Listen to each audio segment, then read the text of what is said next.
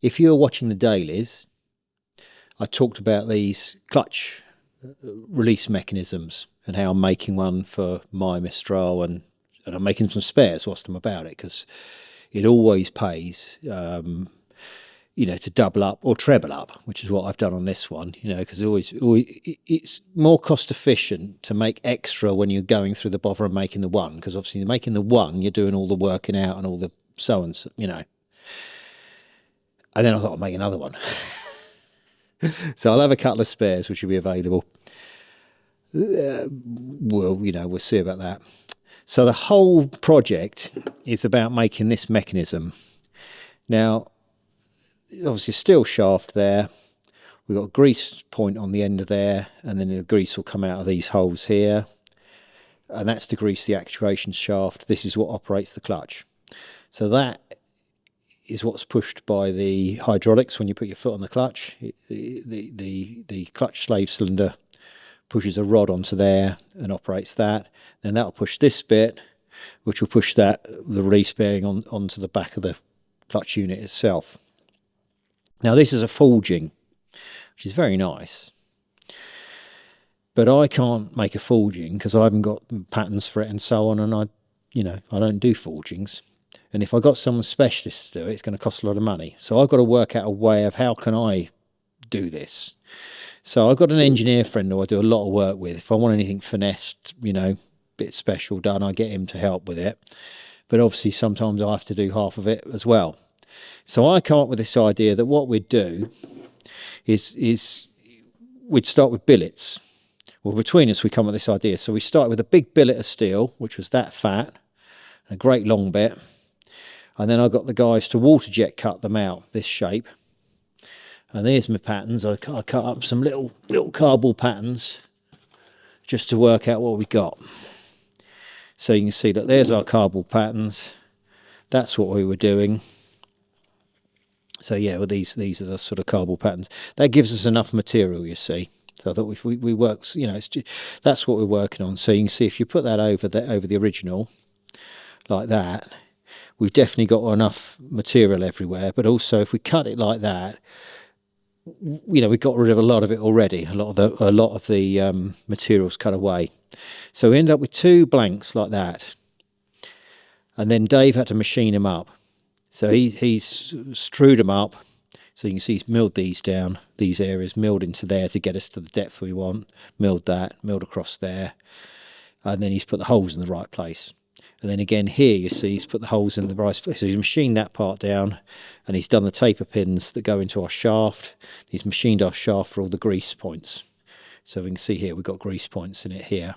And then that's what I've done with it. So I've basically taken that and I've linished it all down to make that. So you can see that's what we got now.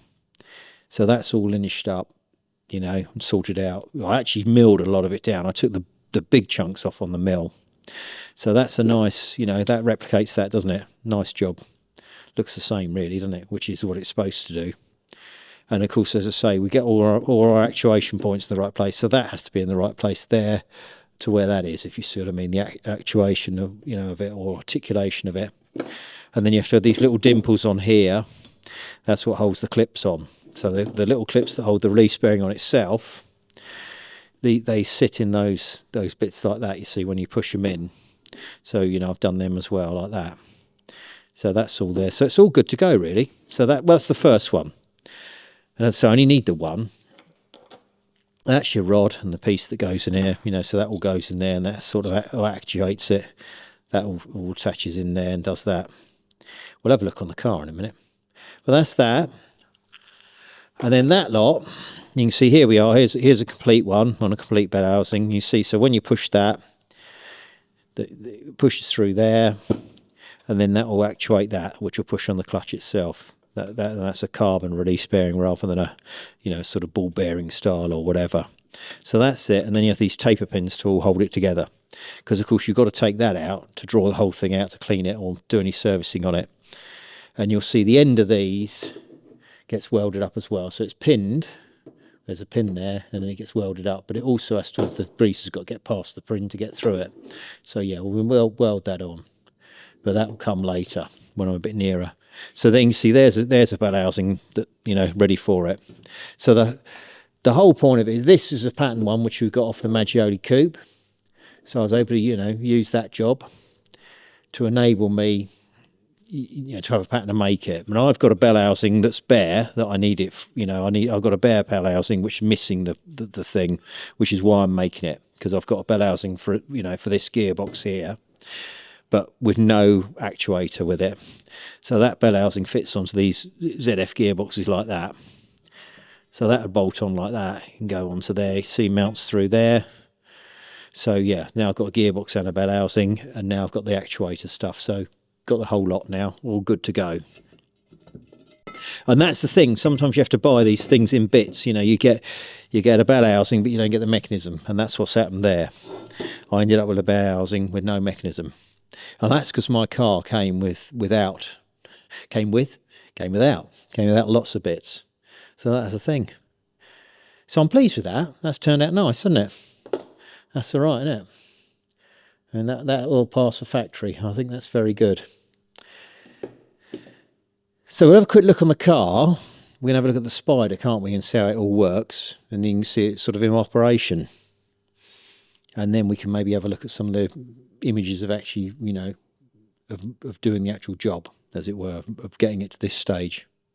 All right. Go and have a look at the car. Let's get a light.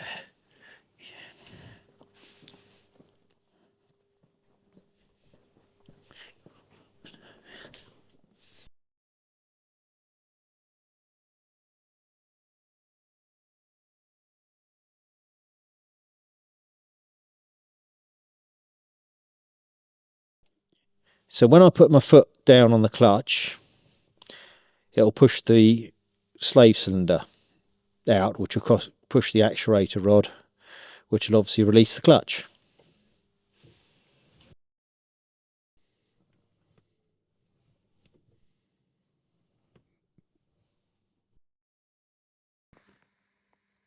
Making new clutch fork and arm. So I've had these blanks cut, water jet cut. That's out of C45, which is tough stuff. Obviously that's going to become that one. That one's going to become that one. And it goes in here, you see. So next job's get all the holes in. And then I'll shape them up. Now these are forgings, so that makes them tough.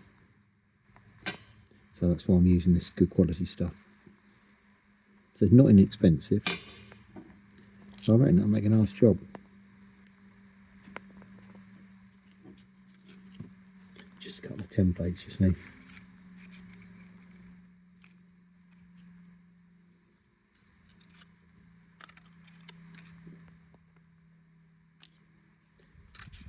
Just give something to work with.